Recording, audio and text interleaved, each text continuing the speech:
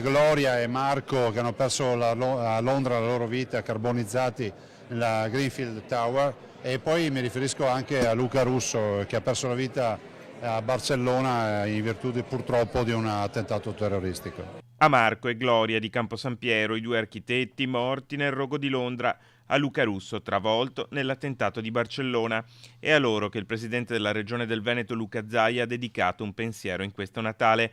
Quello che si conclude, ha spiegato Zaia nel corso della conferenza stampa di fine anno, è stato un 2017 che ci ha permesso di raggiungere grandi obiettivi. Io direi che abbiamo un sacco di carne al fuoco, è stato un anno eccezionale sotto il profilo dei risultati. Pensate solo che abbiamo chiuso la partita dell'autonomia, che sembrava impensabile celebrare un referendum. Abbiamo chiuso la partita della Pedemontana, abbiamo affrontato di petto e con piglio la partita dei FAS, siamo sul pezzo con l'ospedale di Padova, addirittura con questo regalo ai veneti prima di Natale e molto altro ancora. Un bilancio positivo, quello tracciato dal governatore sui risultati raggiunti dalla regione. Un bilancio fatto di grandi opere che a breve saranno messe in cantiere, ma anche di grandi obiettivi raggiunti, come il referendum in materia di autonomia.